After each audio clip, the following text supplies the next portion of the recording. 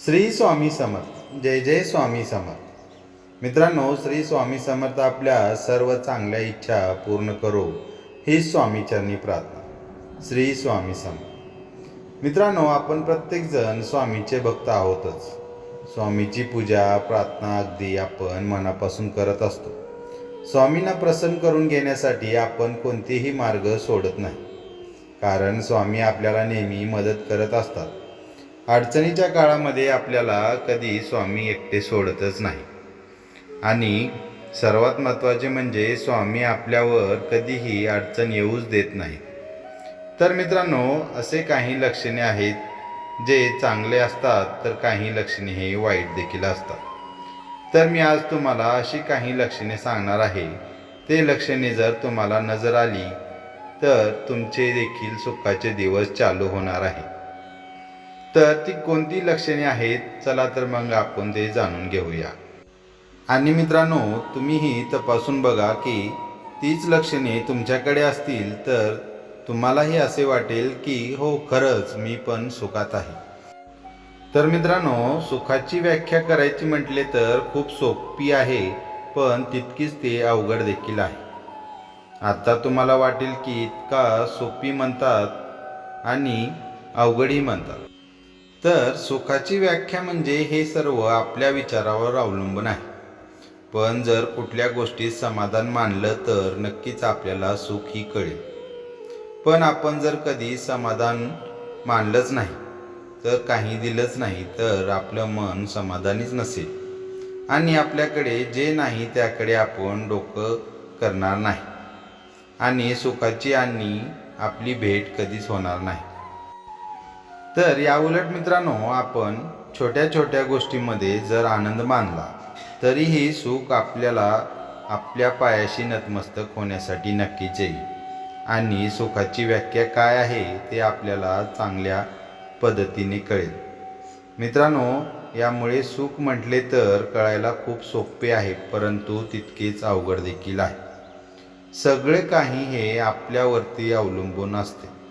आपल्याला जर सुखात राहायचे असेल तर आपल्याला छोट्या छोट्या गोष्टींमध्ये देखील आनंद मानायला हवा. कारण मित्रांनो, तेव्हा कुठे आपल्याला सुखाची ओळख होणार आहे.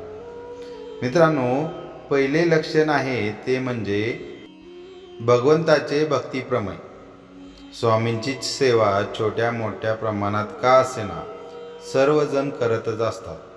छोट्या प्रमाणात का असेना, पण स्वामींची सेवा ही प्रत्येकजण करतच असतो. परंतु ते करतानाही आपण कशा प्रकारे सेवा करतो आहोत, त्यासाठी आपण संकल्प केला आहे का?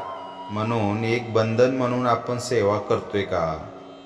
किंवा मग फक्त आपल्या मनाला समाधानच पाहिजे असेल, समाधान मिळावं म्हणून आपण सेवा करतोय? सुरुवातीला मनाला समाधान मिळण्यासाठी कोणीही सेवा करत नाही. प्रत्येकाचा काही ना काही स्वार्थ हा असतोच. आपल्या इच्छा असतात, त्या पूर्ण करण्यासाठी आपण देवापर्यंत जातो. यामध्ये जर हळूहळू बदल होत असतो आणि झाला तर आपण एक दिवस जर सेवा केली नाही तर आपल्याला काहीतरी चुकल्यासारखे वाटायला लागते, किंवा मग आपले महत्त्वाचे काम असते तेही केले नाही तर तसं आपल्याला अपराध्यासारखे वाटत असते. आपण सेवा केली नाही, खंड पडला तर आपल्याला जर अपराधीपणाचा भावना निर्माण होत असेल, मनामध्ये सारखा काहीतरी स्वामींची आठवण येत असेल, स्वामींना पण माफी मागतो.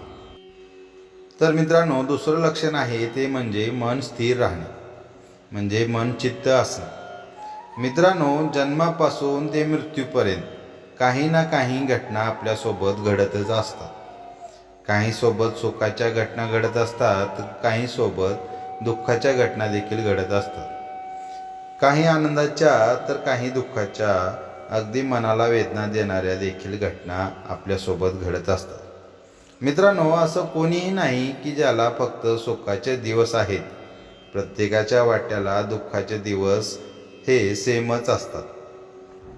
पण अशा काही गोष्टी स्वामीच्या मर्जीने झाल्या आणि जर वाईट गोष्ट घडली तरीही असं असेल की छोट्या काळासाठी ते आपल्यावर दुःख ओढावलेले आहे.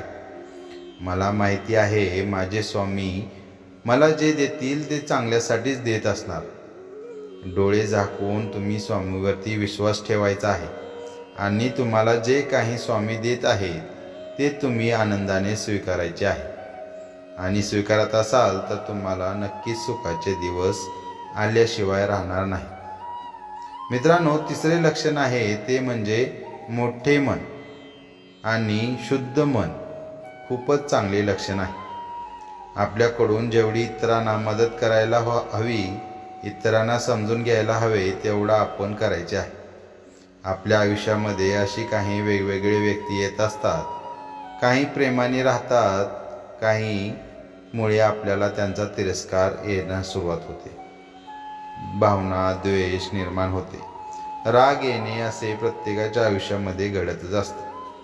पण त्या व्यक्तीची चूक विसरून तिथे सर्व काही ठीक करणे हे देखील चांगले लक्षण मानले जाते. एखाद्या व्यक्तीबाबत काटकारस्थान किंवा तिचे वाईट चिंतन करू नये, तर आपण समजून जायचे की तुमचे सुखाचे दिवस येणार आहेत.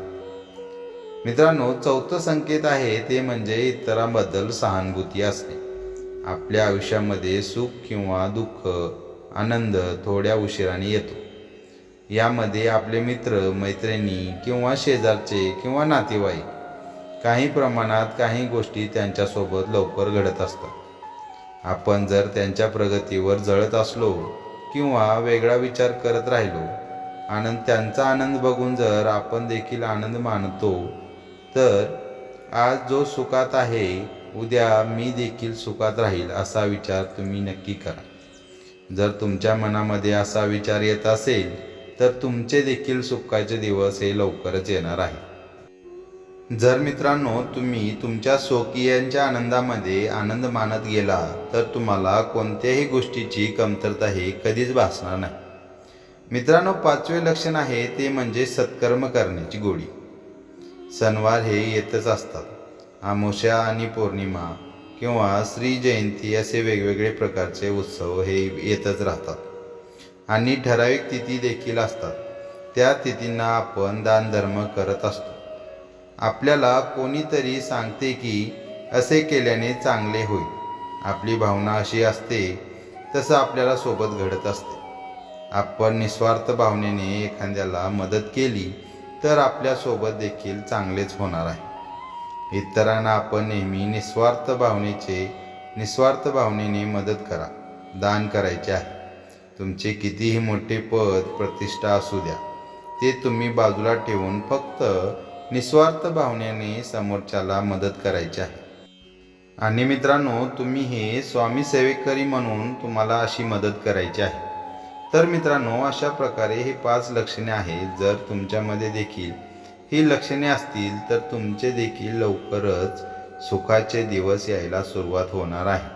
आणि सुखाचे दिवस आले की कधीही घमेंड करू नये आणि अगोदरच्या परिस्थितीला कधीही विसरू नये. श्री स्वामी समर्थ. जय जय स्वामी समर्थ.